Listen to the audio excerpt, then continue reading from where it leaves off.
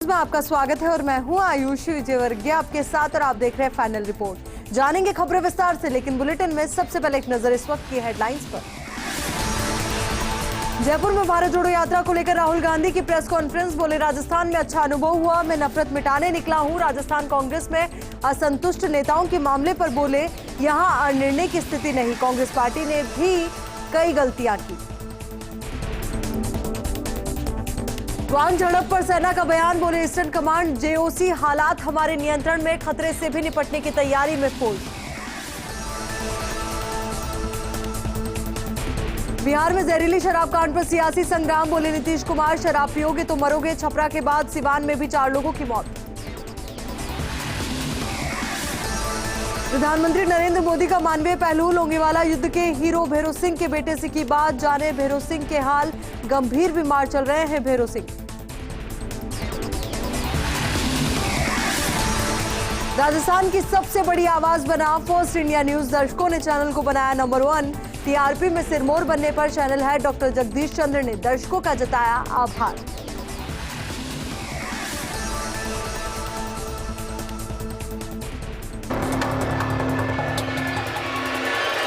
कि भारत जोड़ो यात्रा के 100 दिन पूरे हो गए। इसी को लेकर मुख्यमंत्री अशोक गहलोत ने फर्स्ट इंडिया से खास बातचीत की और कहा कि बीजेपी देश की संवैधानिक संस्थाओं को खोखला कर रही है, लोकतंत्र में विश्वास नहीं करती है। बीजेपी देश में लोकतंत्र को मजबूत करना हम सबकी जिम्मेदारी है। बीजेपी जातिवाद, धर्म की राजनीति करती है। देश की जनता से जुड़े मुद्दे लगभग गौण होते जा रहे हैं। प्रदेश में चिरंजीवी योजना का जोरदार रेस्पॉन्स रहा है। प्रदेश में कई जगह लोगों ने भी इसका फीडबैक राहुल जी को दिया है। अब शहरों में भी रोजगार की सुविधाएं दे रही है सरकार। आज प्रदेश में 56 लाख किसानों का बिजली बिल 0 आ रहा है। राहुल गांधी की यात्रा को 100 दिन पूरे हुए हैं। मुख्यमंत्री अशोक गहलोत हमारे साथ मौजूद है, बात करते हैं। मुख्यमंत्री जी, 100 दिन ऐतिहासिक दिन भी है, इस यात्रा को लेकर क्या कहेंगे आप? देखिए, यात्रा 100 दिन होना हम सबके लिए खुशी की बात है, क्योंकि एक मकसद को लेकर चल रहे राहुल जी। तो मकसद क्या है? प्रेम, भाईचारा, प्यार मोहब्बत हो आपस के अंदर देशवासियों में। और बाकी महंगाई और बेरोजगारी मुद्दे है ही नहीं। बेरोजगारी का मुद्दे ही अपना बहुत बड़ा मुद्दा है, क्योंकि लोगों में आक्रोश फैल रहा है नौजवानों के अंदर, और महंगाई आप जानते हो कमर तोड़ दे सबकी। तीनों मुद्दे लेके चल रहे हैं। मैं समझता हूँ जो रेस्पॉन्स मिला पूरे सब राज्यों में, वो एक प्रकार से मैसेज है भारत सरकार के लिए, प्रधानमंत्री के लिए। डेमोक्रेसी है, उनको सम्मान करना चाहिए। देशवासियों के जो मुद्दे हैं उनको रिप्रेजेंट करे राहुल गांधी, जो विपक्ष के नेता हैं। तो उसी रूप में मैं समझता हूँ सरकार के नुमाइंदे जो हैं, प्रधानमंत्री मोदी जी सहित, उन सबको गंभीरता से सोचना चाहिए। यही डेमोक्रेसी का कायदा होता है। यात्रा बहुत कामयाबी से चल रही है, हम लोग देख रहे हैं। 3-4 दिन और राजस्थान के अंदर है, तो बहुत ही सफल है। राजस्थान के अंदर भी उत्साह रहा यहाँ के लोगों के अंदर। दूर दूर पूरे प्रदेश के लोग आए वहाँ पर, हजारों लाखों की तादाद में। ये एक मैसेज है, मैं समझता हूँ, सबके लिए। सर, कन्याकुमारी से यात्रा शुरू हुई थी, राजस्थान पहुंच गई, आप कन्याकुमारी में भी थे, लंबा सफर आपने भी तय किया है। किस तरह का बदलाव सर आपको देखने को मिला है? क्योंकि राहुल जी ने तो कहा है कि उनके लिए काफ़ी फायदेमंद हुई है। राहुल जी सब ये कह रहे हैं कि मेरे लिए तो एजुकेशन है, मैं सीखता हूँ, हर एक व्यक्ति से बात करता हूँ, और सही बात भी है। जो हमारी पुरानी कहावत है, फिरे जी को चरे, समझ गया आप? बस मैं इसमें बिलीव खुद करता हूँ। बचपन से ही फिरे जी को चरे, जो फिरता है व्यक्ति ज़्यादा नॉलेज बढ़ती है उसकी। तो ये कहावत जो पुराने पीढ़ी दर पीढ़ी चली आ रही है, मैं समझता हूँ राहुल जी उस लाइन पे चल पड़े हैं, और उसी रूप में ये पूरे देश के लोगों को मैसेज दे रहे हैं कि पूरा देश एक है, अखंड है, जिसके लिए इंदिरा जी ने जान दे दी अपनी, राजीव गांधी जी ने जान दे दी, पर देश को एक व अखंड रखा, आतंकवाद का मुकाबला किया। अनेकता में एकता वाला मुल्क है। ऐसे मुल्क को एकजुट रखना मैं समझता हूँ हम सबकी जिम्मेवारी है। अब जो लोग धर्म के नाम पे राजनीति करते हैं, वो मैं समझता हूँ कि अल्टीमेट जो है देशवासी उसको पसंद नहीं करेंगे। एक बार जोश जोश के अंदर आप आ जाओ जातिवाद के नाम पे के बाद दंगे हो जाते हैं, झगड़े हो जाते हैं, लोग समझ जाते हैं। उसी प्रकार धर्म के नाम पे राजनीति हो रही है, लोग धीरे धीरे समझ जाएंगे। अल्टीमेटली तो देश के मुद्दे जो हैं पब्लिक के, विकास है, चहुमुखी विकास, उस पर लोग ध्यान देंगे। सर, जब राजस्थान से गुजरे तो आपकी योजनाओं की गूंज सुनाई दी। आज जो जयपुर प्रेस कॉन्फ्रेंस थी उसमें कहा कि 2 प्रमुख योजनाएं, चिरंजीवी है, ग्रामीण जो रोजगार, शहरी जो रोजगार योजना है। तो लगता है सर, जो आपका मकसद था कि जन जन तक पहुंचे, वो अब बातें अब राहुल जी के कानों में भी आ रही है, और ये जो इस तरह की योजनाएं हैं वो असर करेगी आगे। ये पब्लिक ने जो इनको कहा है, जब से राजस्थान में एंटर की यात्रा, तो पब्लिक ने जो फीडबैक दिया उसकी उन्होंने बानगी बताई आपको। वरना कई योजनाएं, अनेकों योजनाएं हमने बनाई जो कि देश में कहीं नहीं है। तो मैं समझता हूँ कि राजस्थान वासियों को गर्व होना चाहिए कि हमारे लिए जो ऐसी योजना बनी हैं जो प्रदेश के हित के अंदर है, और सोशल सिक्योरिटी को हम लोग सामने रख रहे हैं। सोशल सिक्योरिटी हर व्यक्ति को मिले, इसलिए शिक्षा में, स्वास्थ्य में, पेंशन की योजना, उड़ान योजना, महंगाई का ज़माना, इसलिए हमने कई योजना बनाई है जो बिजली में राहत दिए। तो करीब 46 लाख लोग हैं देश राजस्थान के अंदर, कृषकों को मिला करके 8 लाख वो लोग हैं। 46 लाख लोगों के जीरो बिल आने लग गया है। तो ये तमाम जो आज महंगाई का दौर चल रहा है, उसमें हम और कोशिश करेंगे कि और क्या राहत दे सकते हैं। बिल्कुल, तो मुख्यमंत्री अशोक गहलोत जिन्होंने राहुल गांधी की यात्रा को एक सफल यात्रा बताया है, और साथ में कहा कि जो सरकार की योजना है उनको और किस तरह बेहतर बनाया जा सकता है, इस पर सरकार हमेशा प्रयास करेगी। कैमरामैन संजय के साथ Naresh Sharma, first India news, Jaipur. पूर्व मुख्यमंत्री वसुंधरा राजे ने प्रेस कॉन्फ्रेंस करके प्रदेश सरकार पर निशाना साधा। राजे ने राज्य सरकार के 4 साल को शून्य मार्किंग दी। उन्होंने कहा कि सरकार 4 साल में कुछ नहीं कर पाई। मेरे हिसाब से कोई भी सरकार जब आती है तो 2 कॉजेज लेके आती है अपने।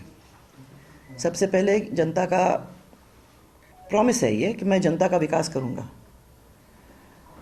एंड साथ साथ में उनका है कि इसके साथ साथ जनता की सेवा भी करूंगा। दे गो टुगेदर। तो नेचुरली जब 4 साल का जायज़ा अपन करने बैठेंगे, सबसे पहले अपन ये भी सोचेंगे कि इन लोगों ने किस तरीके से ये 2 सबसे बड़े वादे जो हैं उनको कैसे पूरे किए। तो मैं हिसाब लगा रही थी, तो मैंने देखा जब ये कार्यकाल अब पूरा होना, मैंने 1 साल के अंदर हो जाएगा, परंतु जो ये छोड़ रहे हैं राजस्थान 4-5 साल के अंदर, उस राजस्थान के अंदर हर व्यक्ति के ऊपर करीबन 87,000 का कर्ज ये छोड़ के जाएंगे। हिस्ट्री, राजस्थान की हिस्ट्री में ये आज तक सबसे ज़्यादा कर्ज है। और इसके साथ साथ विकास की जो बात अपन करते हैं, इधर उधर सब दूर देखोगे तो आपको देखने को मिलेगा कि इसमें पूरी तरह से अकाल है। हमें तो रोड्स के अंदर जब हम पूछते हैं लोगों से, या बिजली के अंदर जब हम बात करते हैं लोगों से, तो बार बार लोगों की बात सुनने में जब आती है, तो कोई भी सरकार, अगर हम लोग ये सुन रहे हैं, तो कोई भी सरकार थोड़ा सा सेंसिटिव होती, संवेदनशील होती, तो फील्ड में जाएगी तो सबसे पहले यही बातें उनको। और ये मैंने कोई बहुत बड़े सोच की बात नहीं है, ये हर एक सरकार का काम है कि बेसिक जो प्रॉब्लम्स हैं अपनी, वो बेसिक प्रॉब्लम्स को अपन सॉल्व करें। राजू ठेहट हत्याकांड मामले में मृतक ताराचंद के परिजनों ने सीएस उषा शर्मा से मुलाकात की और एमबीबीएस में मैनेजमेंट कोटे से सीट देने की मांग पूरी करने को लेकर ज्ञापन सौंपा। परिजनों ने कहा कि हत्याकांड के बाद जब समझौता हुआ था, तब ताराचंद की पुत्री कोनिटा को एमबीबीएस में मैनेजमेंट कोटे से सीट देने को लेकर सहमति बनी थी। इसके बावजूद महात्मा गांधी मेडिकल कॉलेज प्रबंधन कलेक्टर के आए फोन का हवाला देते हुए मैनेजमेंट कोटे की सीट देने से इनकार कर रहा है। उनका ये भी कहना है कि इस प्रकरण में कलेक्टर उनकी मदद नहीं कर रहे हैं। इस पर सीएस ने प्रकरण के बारे में कलेक्टर से बात करके उचित कदम उठाने का आश्वासन दिया। इसके बाद उन्होंने प्रमुख सचिव आनंद कुमार और टी रविकांत से भी मुलाकात करके ज्ञापन सौंपा। उन्होंने कलेक्टर से इस पर रिपोर्ट मांगकर उनकी टिप्पणी और प्रकरण की पूरी जानकारी सीएम को भिजवाकर उचित निर्णय का आश्वासन दिया है। निःशुल्क MBBS की सीट दिलवाने की मांग की गई थी और परिवार के भरण पोषण के लिए 5 लाख रुपए की मांग मान ली गई थी। लेकिन कल हम 2 दिन से जिला कलेक्टर के आगे पीछे चक्कर लगा रहे हैं ताकि मेरी बहन की फ़ीस हम भर सकें। आज लास्ट डेट थी ताकि हम उसकी MBBS की फ़ीस भर सकें। जिला कलेक्टर की तरफ से कोई रिस्पॉन्स नहीं आया। जिला कलेक्टर जी ने डायरेक्ट मना कर दिया कि वो हमारी कोई भी सहायता नहीं कर सकते। हमने सर से काफ़ी रिक्वेस्ट की, सर प्लीज़ हमें ये मांगे मान ली गई है तो हमारी सहायता कीजिए, लेकिन उनका कोई भी रिस्पॉन्स नहीं आया। सरकार की तरफ से, प्रशासन की तरफ से, माननीय जिला कलेक्टर की तरफ से कोई भी सहायता हमें प्राप्त नहीं हुई थी। हमने हमारे सहयोगियों से, रिश्तेदारों से मांग तांग के पैसे लाए और अपनी बहन की फ़ीस जमा करवाई ताकि वो अपना पापा का सपना पूरा कर सके। मीटिंग हुई थी, कलेक्टर साहब ने घोषणा की है कि ताराचंद जी की जो बच्ची है वहाँ पर जो PMT की तैयारी कर रही थी उसको फ्री में गवर्नमेंट कॉलेज में एडमिशन दिला के टोटल फीस जो है गवर्नमेंट भरेगी और उसकी सारी MBBS गवर्नमेंट कराएगी। उस आश्वासन से हमने ताराचंद जी का अंतिम संस्कार कर दिया था और सरकार से इंतज़ार करते रहे, लेकिन सरकार ने कोई हमारी सुनी नहीं। उसके बाद में जब मॉकअप राउंड चल रहा था तो मेरी जो भतीजी है ताराचंद की बच्ची कोनिटा, उसका फार्म भरा और उसकी मेरिट के आधार पर 567 नंबर से उसका महात्मा गांधी इसमें कॉलेज में हुआ है एडमिशन। भारत अपने राजस्थान सरकार ने कोई भी कुछ भी नहीं किया, न सरकारी सीट अलॉट की। जैसा कि सभी को पता है, जिला कलेक्टर सीकर ने सभी पब्लिक के सामने अनाउंस किया था कि ताराचंद की पुत्री को निःशुल्क MBBS कोटे से, मैनेजमेंट कोटे से MBBS करवाई जाएगी। इसके साथ में सरकारी नियमानुसार जो भी पेमेंट सरकार किसी को देती है वो पेमेंट भी हम उनको दिलवाएंगे, लेकिन जिला कलेक्टर महोदय की तरफ से अभी किसी तरह का कोई रिस्पॉन्स नहीं है। भारत जोड़ो यात्रा के 19 दिसंबर को अलवर के मालाखेड़ा में विशाल जनसभा होगी, जिसमें पूर्व कांग्रेस अध्यक्ष राहुल गांधी शामिल होंगे। जनसभा की तैयारियों को लेकर सर्किट हाउस में बैठक हुई। RTDC अध्यक्ष धर्मेंद्र राठौड़ ने बैठक ली। आयोजन के लिए गठित कमेटियों के संयोजकों को दिशा निर्देश दिए गए। राठौड़ ने बताया कि भारत जोड़ो यात्रा का राजस्थान की जनता ने पलक पावड़े बिछाकर स्वागत किया।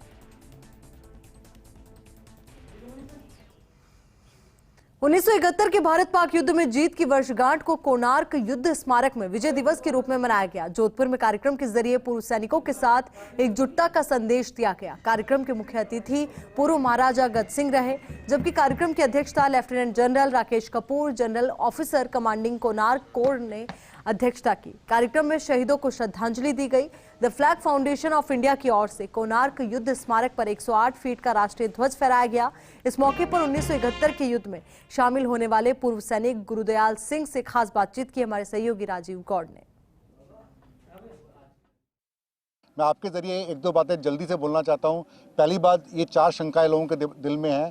पहली बात, आप 365 दिन अपने घर झंडा लगा सकते हैं, घर या ऑफिस में। आपको 15 अगस्त या 26 जनवरी की या किसी और दिन की वेट करने की ज़रूरत नहीं है।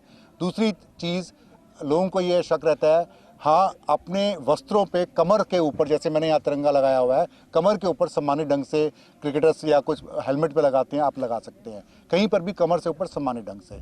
तीसरी चीज़, आपको झंडा रात को उतारने की जरूरत नहीं है। अपने घर या ऑफिस के ऊपर मॉन्यूमेंटल फ्लैग के ऊपर लाइट होना जरूरी है। भारत और पाकिस्तान के 1971 में हुए युद्ध के बाद में आज जिस तरीके से विजय दिवस मनाया जा रहा है, इसी बीच में अगर बात करें, उस जो युद्ध था उसके चश्मदीद कहें, खुद गवाह रहे और गोली लगने के बाद में भी जिस तरह के मेडल चमाते हुए आप मेडल इस वक्त आप देख पा रहे हैं, हरदयाल सिंह, ये वो गुरदयाल सिंह वो शख्स हैं जिन्होंने उस वक्त 1971 में युद्ध देखा, युद्ध में लड़े, गोली लगी, अवार्ड मिला, रिवॉर्ड मिला। इस वक्त हमारे साथ गुरदयाल जी, क्या कहना चाहेंगे? उस वक्त जब आप युद्ध के मैदान में थे तब क्या हालात थे, क्या स्थिति आपने देखी? उस टाइम हालात बहुत खराब थे। ऐसे था जे भी अभी जगह ठीक आया, उस टाइम इतनी थी कोई छुपने को कोई जगह ही नहीं थी। जब लास्ट दिन हमारी ऐसी लड़ाई हुई वहाँ, जैसे कहते हैं ना, कुरुक्षेत्र में हुई है, खून खून हो गया। वहाँ हजारों फौजें देखी मैंने और टैंक लगे हुए थे, हजारों आदमी मर रहे थे और ऐसी भयंकर लड़ाई लगी और मैंने कभी जिंदगी में नहीं देखी। लेकिन जब गोली आपको लगी उस वक्त का क्या मंजर था, उस वक्त क्या सीन रहा होगा? हाँ, उस टाइम क्या, उनके जवान थे इधर साइड में छुपे हुए थे और हमारे को ध्यान नहीं था। हम जो जनरल न्याजी वगैरह था उन्होंने हैंड ओवर किया, उनके जो फौजी थे उन्होंने अपने हथियार फेंक दिए, तो हम उनको पकड़ रहे थे, तो उन्होंने साइड से गोली चलाई जिससे हमारे 4-5 जवान मर गए और जैसे मेरे टांग में गोलियाँ लगी, फिर हम गिर गए। फिर हमने मालूम पड़ा, फिर एकदम में से लगा, मैंने कहा कोई बट्टा लगा, क्या हुआ है? जब देखा तो खून जा रहा था। फिर हमारे जवान थे, उन्होंने कहा भाई आपकी गोली लग गई है। फिर मेरे को उन्होंने इन मेडल्स पे कितना फक्र होता है, कितना गुरूर आपको होता है? ये मेडल सबसे बहुत उच्च मेडल है। ये अभी कपूर साहब ने देखा, जनरल साहब ने बहुत खुश हुए, उन्होंने कहा भाई ये मेडल ये बांग्लादेश वालों को भी मिला है। युवा पीढ़ी को क्या कहना चाहेंगे कि जो सेना में आने के लिए यूथ को आप क्या कहेंगे? युवा पीढ़ी को तो हमारा यही आदेश है भाई देश के लिए अच्छा काम करो और लड़ाई लड़ो। और जो दुश्मन है ऐसे ऊपर आता है, कभी चीन आता है 2-3 दिन पहले, कभी पाकिस्तान आता है, उनको ऐसी ठोटी रगड़ो कि हमेशा के लिए जैसे हमने रगड़ी बांग्लादेश में, ऐसा ही वो करें। आज तक बांग्लादेश वाले नहीं उठ सके, तो जितने भी थे ऐसा हमने उनको कर दिया। ऐसा कभी हिस्ट्री में नहीं हुआ। जो 90,000 या 93,000 आदमी हमने पकड़ा, ऐसा कभी नहीं हुआ। और जो हमने हमारी पलटन ने किया, जनरल जगजीत सिंह अरोड़ा था हमारा commander, lieutenant general Jagjit Singh Arora. ये फोटो भी उसकी अभी लगी हुई है। तो आप देख सकते हैं कि गुरदयाल सिंह ने एक बहुत बड़ी बात कही है कि यूथ को राष्ट्र के लिए आगे आना चाहिए, लेकिन साथ ही इन्होंने मेडल्स दिखाए, इतना गर्व, सीना एकदम से तना हुआ। और जिस तरीके से यहाँ के जो सैन्य अधिकारियों को सराहा है, और आज विजय दिवस की सार्थकता यही है। फुरमादा गज सिंह तो शामिल हुए ही, लेकिन एनसीसी कैडेट से लेकर के जितने भी जो सेना के जवान हैं, अधिकारी हैं, परिवारों के साथ हुए और सबको सैल्यूट किया गया। स्वर्ण सिंह गहलोत के साथ Rajiv Gaur, first India news, Jodhpur. यहाँ रुक रहे अलवर की कंपनी बाग स्थित शहीद स्मारक पर विजय दिवस के अवसर पर मंत्री टीकाराम जूली, जिला प्रमुख बलवीर छिल्लर, जिला कलेक्टर जितेंद्र कुमार सोनी ने पुष्प चक्र अर्पित कर शहीद जवानों को श्रद्धांजलि दी। मंत्री टीकाराम जूली ने शहीद जवानों की वीरांगनाओं को शॉल ओढ़ाकर सम्मानित किया।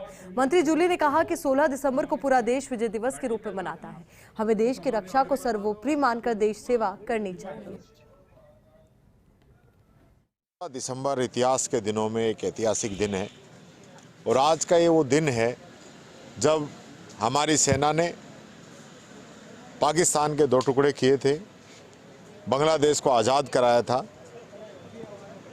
और ये दिन इसलिए भी खास है कि हमारी सेना के जाबाज सिपाहियों ने जो करिश्मा करके दिखाया, वो कोई छोटी बात नहीं थी कि 93,000 सैनिक पाकिस्तान के घुटनों के बल बैठाकर उनको सरेंडर कराया गया। तो ये हमारे लिए, हमारे देश के लिए, हमारे देश के एक एक व्यक्ति के लिए बड़े ही गौरव का क्षण था। इसी 1971 की इस लड़ाई को विजय दिवस के रूप में मनाते हैं। और आज हमने बहुत ही गर्व की बात है कि हमारे अलवर शहर के, अलवर ज़िले के बहुत से योद्धाओं ने इस लड़ाई में हिस्सा लिया।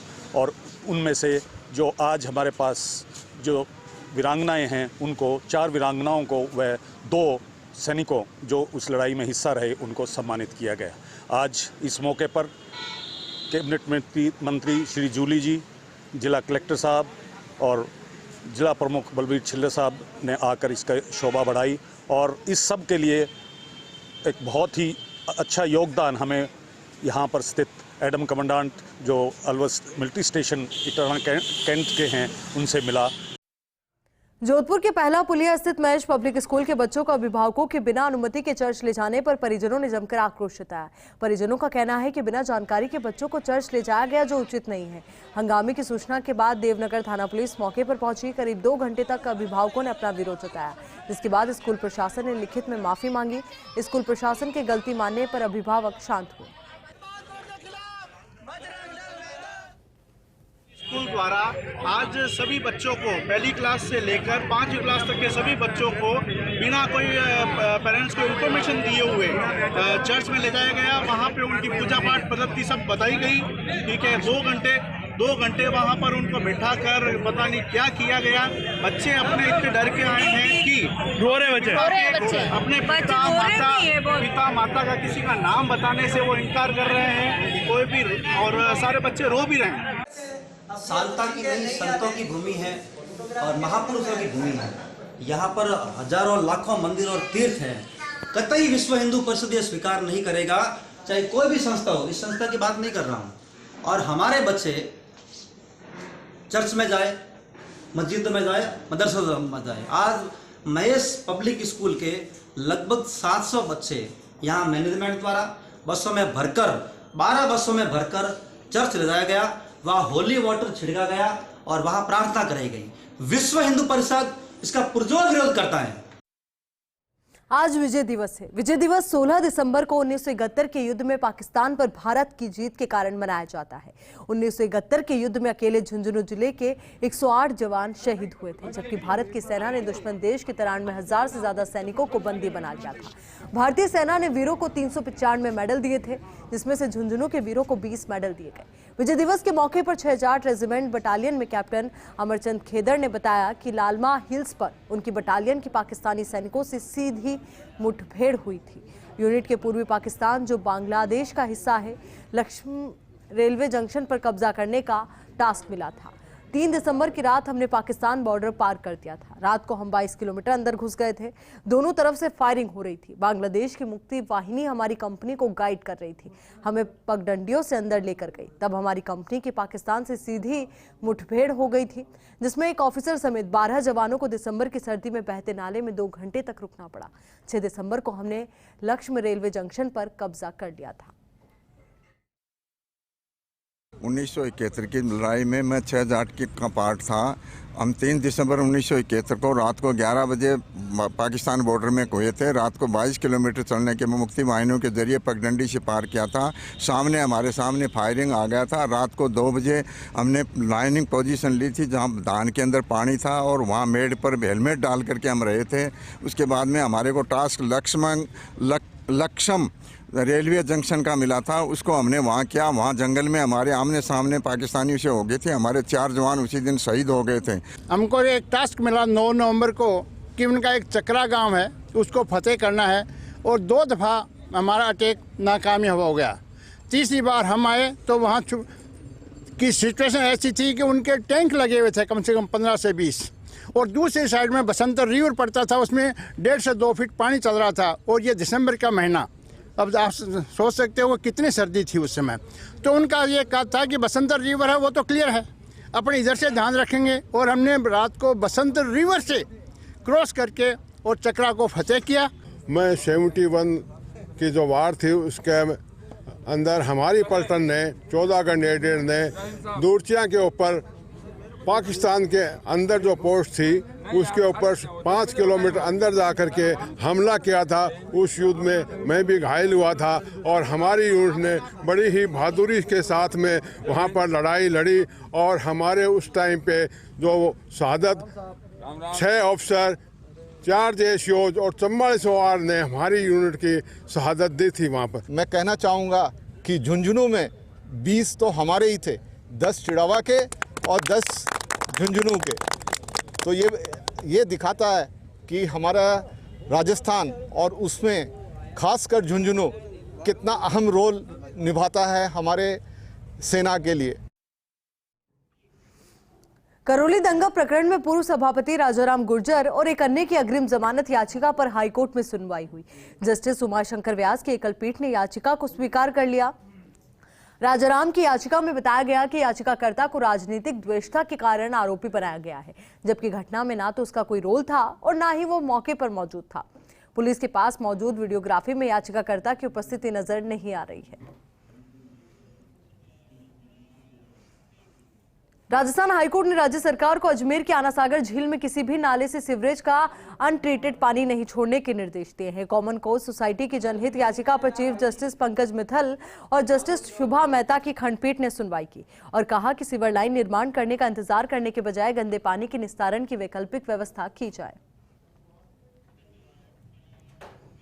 Rajasthan high court bar association Jaipur की प्रबंध कार्यकारिणी के चुनाव के लिए वोट डाले गए। सुबह 8 बजे से शाम 5 बजे तक 85.45% वोटिंग हुई। कुल 5,259 में से 4,494 वोटर्स ने वोट डाले। शनिवार को सुबह 11 बजे से काउंटिंग शुरू होगी और दोपहर तक नतीजे आएंगे। वोटिंग के चलते हाईकोर्ट परिसर शुक्रवार को पूरी तरह चुनावी रंग में नजर आया।